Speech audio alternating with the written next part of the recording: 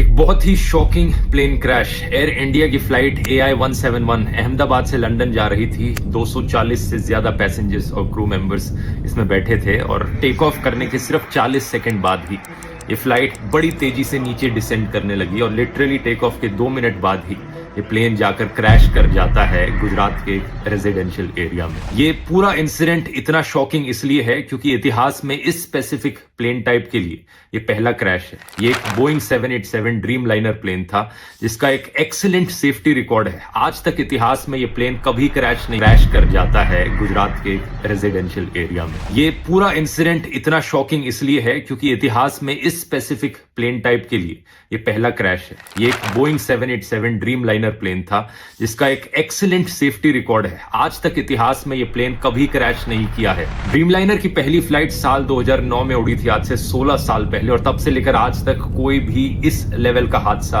इस प्लेन के साथ नहीं हुआ है। मैं जानता हूं बोइंग एज ए कंपनी का एक बहुत ही खराब ट्रैक रिकॉर्ड रहा है पिछले कुछ सालों में, जैसे कि उनके प्लेन टाइप B737 मैक्स जिसमें कई सारे मैन्युफैक्चरिंग डिफेक्ट्स देखे गए और कई सारे प्लेन क्रैशेस भी देखे गए हैं पिछले कुछ सालों में, लेकिन ये वाला प्लेन वो नहीं था। इस प्लेन का स्पेसिफिक कोड नंबर VTANB था, जिसे आप इंटरनेट पर जाकर सर्च करोगे तो सारा डेटा मिल जाएगा। ये 11 साल पुराना प्लेन था, कोई ज्यादा पुराना प्लेन नहीं था। ड्रीम लाइनर्स का लाइफ स्पैन 20 से 30 साल तक का होता है। जो पायलट इस प्लेन को उड़ा रहे थे, कैप्टन सुमित सबरवाल, उनका खुद का भी 8200 फ्लाइट आवर्स का फ्लाइट एक्सपीरियंस था, जो कि बहुत अच्छा होता है। तो पायलट भी इनएक्सपीरियंस नहीं थे। अगला सवाल आपके दिमाग में आएगा कि क्या वेदर खराब था? ऐसा भी नहीं था। 1:30 बजे दोपहर के ये क्रैश हुआ। वेदर कंडीशंस अगर देखी जाए तो लगभग 40 डिग्री सेल्सियस के आसपास का तापमान था। कोई ज्यादा तेज हवाएं नहीं चल रही थी। विजिबिलिटी जो थी बहुत ही अच्छी थी, 6 किलोमीटर से ज्यादा की विजिबिलिटी। तो ऐसे में सवाल उठता है कि यहां प्रॉब्लम कहां पर हुई। इसका असली जवाब हमें जल्द ही पता लगेगा। अभी प्लेन के ब्लैक बॉक्स से इंफॉर्मेशन को रिट्रीव किया जा रहा है, लेकिन मोस्ट लाइकली ये पूरा हादसा एक बहुत ही भयंकर